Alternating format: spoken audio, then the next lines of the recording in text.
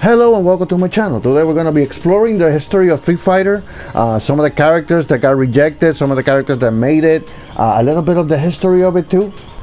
I found this interesting. The original Street Fighter 2 took place in an uninhabited island that was purchased specifically to host a Grand Mixed Martial Arts tournament. This is interesting. Look at the island, dude. So instead of, I do think that they went on to do a better concept with all the characters being from different countries. I do think that's a better concept, but just imagine this island, right? And the island spinning around every time you go to a new stage. It could have been interesting. The city from stage 1. It's just the audience looking at it.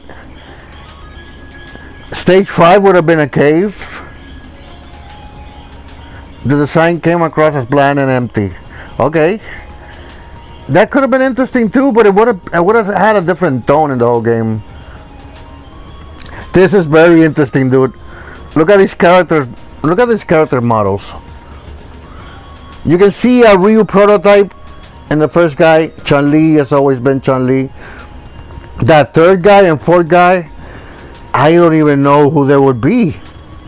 They look kind of generic, although I do like the art style in the third guy. It reminds me of Aeon Flux for some reason. The fourth guy looks pretty generic. The fifth guy would have been a wrestler, so they wanted the idea of adding a wrestler since the beginning, like mixed martial arts, which is cool. I think the sixth guy would have been a Guile. He kind of looks like Guile with more of an edge. He obviously, the seventh guy is Dhalsim. And the 8th guy would be a prototype for Blanka. This will be the Ryu. Masaki Kakura entered the tournament to prove that karate is the mightiest of the martial arts. He was picked on during grade school for his stern fighting style. In addition to standard karate, he uses a more difficult technique such as triangle jump, special Japanese spirit strike. What the hell? I think he is kind of like Ryu. To prove that karate was the, I mean, that's kind of, Ryu doesn't want to really prove that his style of fighting is the best. So he just wants to get better at fighting. I'm not really sure what Ryu motivation is. He was picked on during high school. That I don't think Ryu even went to high school. I don't think Ryu is a smart man. I don't know. He was found as an infant and was raised by karate. Did anybody who homeschool him at least?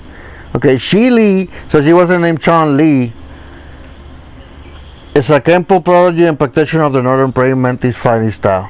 Praying Mantis fighting style, that's a cool fighting style, I mean, to call it that. I kind of see it too. She took the Chinese martial arts but seen by storm with her limber attacks and unique style. Okay, so this is pretty much, they pretty much had Chun-Li laid out from the beginning. Becoming an idol overnight. Okay, I don't know if Chun-Li's an idol. I mean, she kind of has that vibe though. Shi Lee entered the tournament to find a man who killed her father. Yes. Jin from the original game. Okay, cool. So originally it wasn't Bison that killed, that was supposed to kill her father. It was Jin, who was an assassin. I know he's an assassin. That's part of his backstory, and he's one of the deadliest fighters around. This guy would have been a capoeira fighter. Interesting, he didn't strike me as that type. Everything about capoeira fighter Bumbobo, including his nationality and age, is shrouded in mystery. Okay. Chiefly attacking with his legs and feet, he strikes powerful enough that they can easily go through boxer strong defenses. His arms are freak out, however, if they are hit, he temporarily becomes defenseless. What? So they were gonna add like special quirks to the fighter.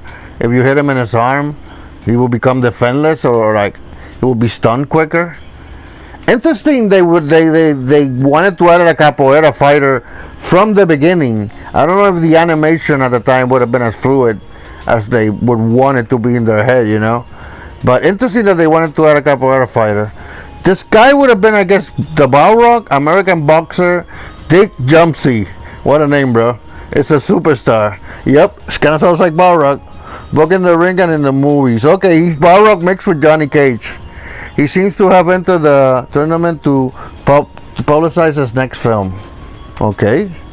Dick has heavy punching and powerful blocking techniques that are unique to boxing. He doesn't use kicks or anything. This guy, Holy Rope Storm is a special move. So this guy would have been basically Balrog, but a white version. I'm glad they went with Mike Tyson ripoff though. This guy kind of has a cool design. I can actually see this design working, but mainly like in Street Fighter 5 or 6 with like the new engine and that new style. True Tahir Mayer is a conventional strong style professional wrestler. Every move performed by this giant packs a surprisingly powerful punch. Yeah, he would have been the Zangief character. He is very difficult to control, so it will take time to master his move. Special move unknown. So at this time they didn't even give him the power driver. This is the guy that I think is supposed to be Guile.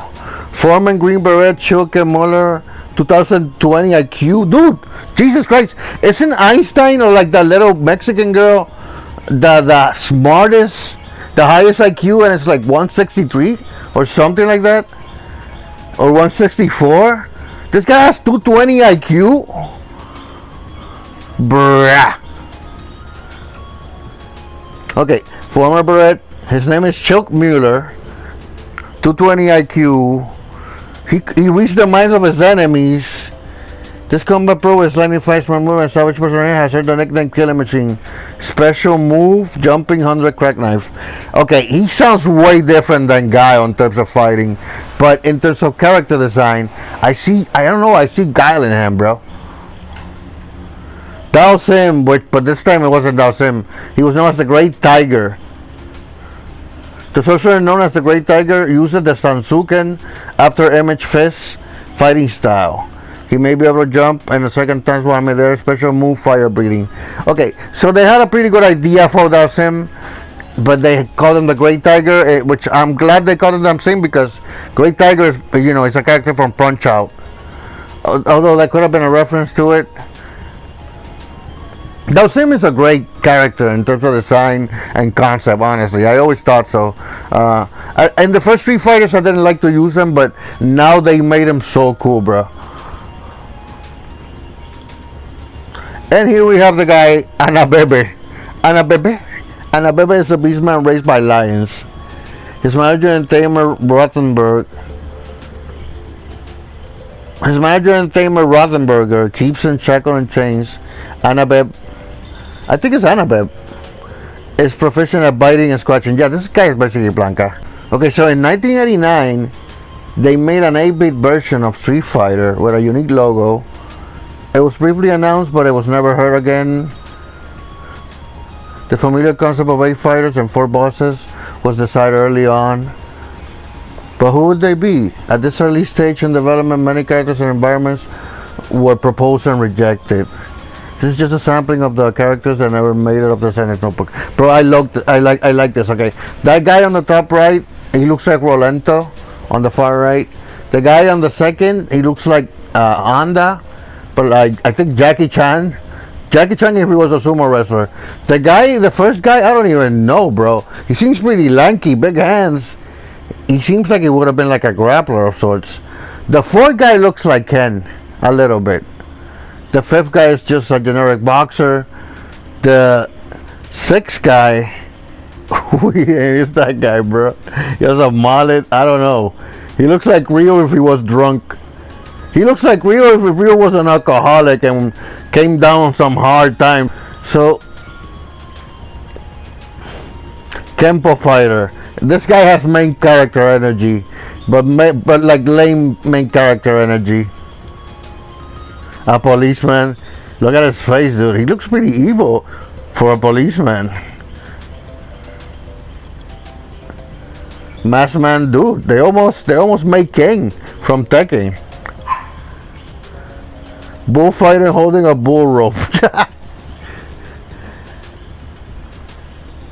At this early stage in development, fighters would have been able to pick up and use weapons. Okay, so Street Fighter, they went through a lot of ideas, and one of those ideas were like to use weapons. Jesus, that would have been such a different game. He's holding a bull rope. I never heard it called a bull rope as a weapon. Fighting Jungle King. Okay, I've seen that stuff before. Breakdown in 3, it's a pretty cool weapon. The character design doesn't really match the weapon though. A ninja, of course you gotta have a ninja in there. Some generic ninja. To look at this, I love this. By this point, the final designs of the characters were starting to come together. Here we see the slow evolution of Vega, from ninja to ninja matador to ninja crusader, and finally to a Bane fighter, to the Bane fighter that we know today. Look at this dude. I do love these iterations, and I do love that they landed on the final version of Vega. He's shirtless. He's like a matador fighter. Vega's a psycho, by the way. He's a complete psycho, honestly. So this really fits him. And honestly, through the iterations, they all seem cool. I do like the final concept that they use, and I think that was the best concept to go with. Look at him, dude. Vega's awesome. He has a great design. God, look at God, dude. Early sketches of God, for the most part, was fully formed at this point. Yes, he was, dude. The haircut, bro. I mean, you gotta talk about the haircut. That haircut sets him apart from like a generic character, honestly. And Bison right here, an early version of the Evil Dictator and Bison. And so here they started designing the game stages. This is the Honda stage. This is the Dhalsim stage. This is a great stage design, by the way. It's one of the best ones from the original Street Fighter, honestly. From the original Street Fighter 2. I love this stage. It was really loud, and the colors of it were really vibrant. A lot of red and green and gold. Very, very cool stage, honestly. Balrog Las Vegas stage. I remember the stage, and this stage was like, they improved it a lot more as the games went on. But like Street Fighter Turbo, this stage was really looking pretty cool with all the lights. This is Ken stage, and I remember the stage. This stage is pretty cool with the boats in the background. It feels really American for some reason. The same with Gao stage. It just feels American. I don't know why. Look at this. Now look at the sketches of the lineup, dude. By this point, they honestly had the best roster that they could achieve at the time.